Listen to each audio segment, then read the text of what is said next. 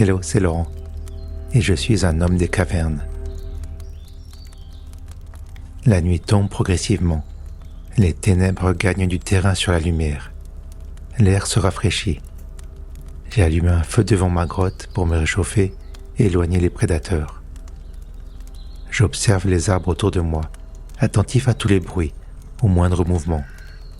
La forêt est vivante. Je ne suis pas seul. Je suis tendu, stressé et prêt à agir en cas de danger. Mon cerveau est en alerte. Je suis en mode surveillance. Ce soir, cette nuit, je suis le gardien.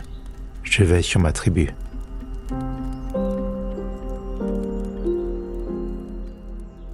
À présent, nous sommes en 2024, même heure, autre époque.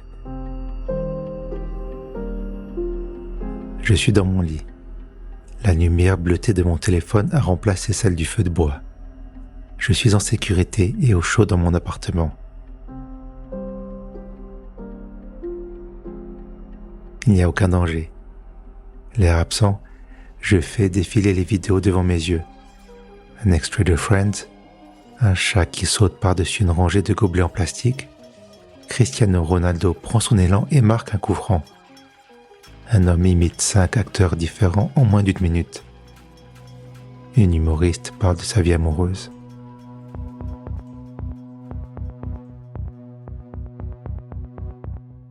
Il est minuit 1 et je ne sais pas ce que j'ai fait, ce que j'ai vu.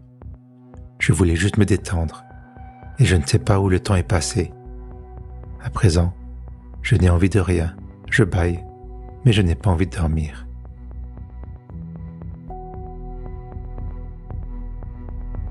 Nous sommes en 2024. Tout et rien n'a changé. Mon cerveau est en alerte. Je suis toujours en mode surveillance. Pour la première fois de l'histoire de l'humanité, nous avons réussi à éliminer l'ennui. Crois-moi, ce n'est pas une bonne nouvelle.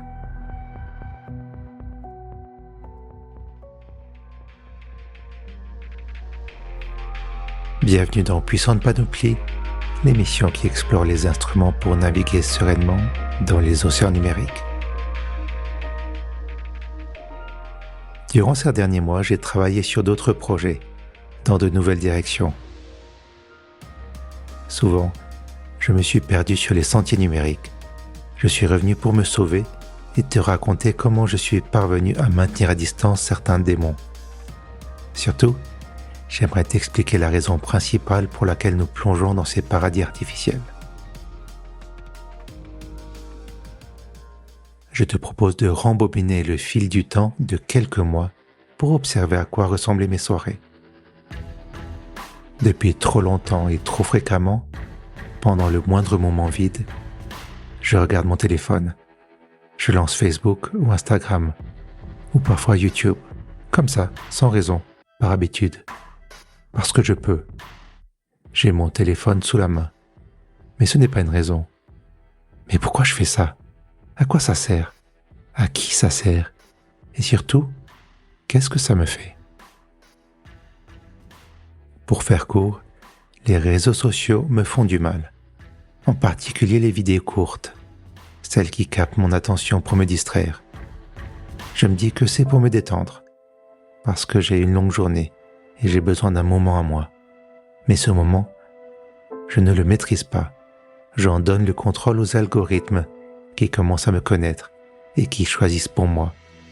Comme on dit, si une application est gratuite, le produit c'est toi ou moi, ou plus précisément mes données, qui je suis et ce que je fais.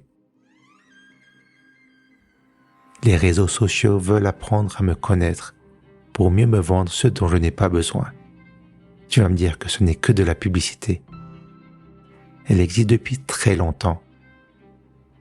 Même si le but des réseaux sociaux est clair, les moyens mis en œuvre sont dangereux, car ils modifient notre cerveau. Celui-ci s'habitue à être régulièrement stimulé pour des choses insignifiantes, à tel point que nous avons peur de nous ennuyer. Nous ne savons plus comment gérer le calme et le silence. Notre cerveau a besoin de ces moments intermédiaires, de ces intervalles où il n'est pas mis à contribution. Ces silences nous rendent humains, car ils nous aident à nous construire en nous connectant à nos émotions. Alors que faire ? Je ne vais pas te suggérer de quitter les réseaux sociaux. Non, je te propose d'introduire de la friction dans ton quotidien. Je voudrais te freiner de quelques secondes pour que tu sois moins spontané. Dans la situation qui nous intéresse, nous ne voulons pas aller trop vite. Et je me demande, as-tu besoin d'avoir ton téléphone en permanence à portée de main ?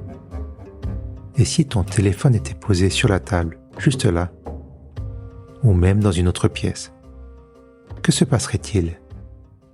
Eh bien, cela ajouterait une cassure de quelques secondes, juste assez pour te ralentir et te faire réfléchir. As-tu réellement besoin de regarder ton téléphone ?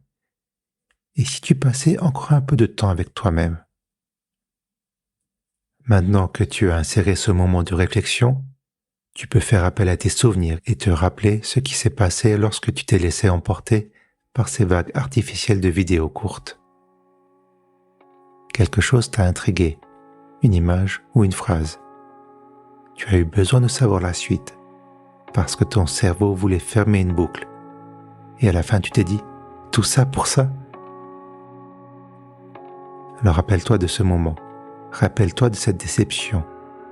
Tu as perdu ton temps.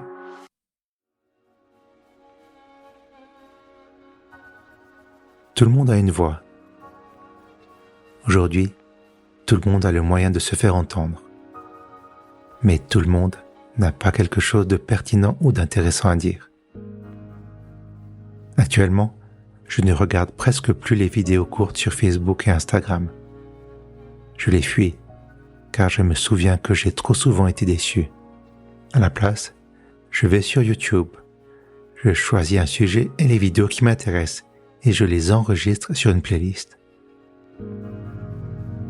Je ne me laisse pas imposer des vidéos qui sont éloignées de mon intérêt du moment.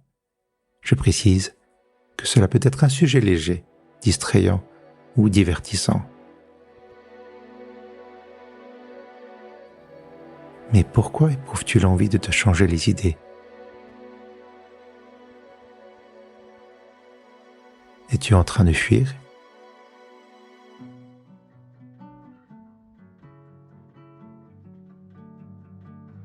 Si c'est le cas, je te propose une bonne dose de calme et de silence.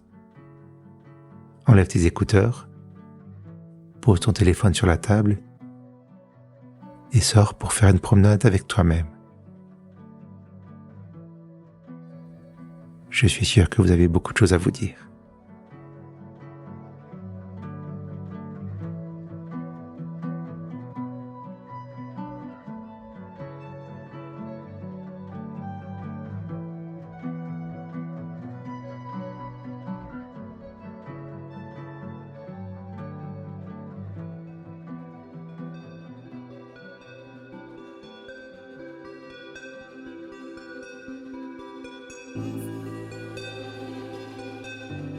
Merci de m'avoir écouté. Cet épisode a été écrit et réalisé par Puissant Bazar, donc moi, Laurent. Si tu as des questions ou des remarques, envoie-moi un mail à laurent@puissantbazar.ch. Je reviens dans un mois. D'ici là, prends soin de toi et à tout bientôt.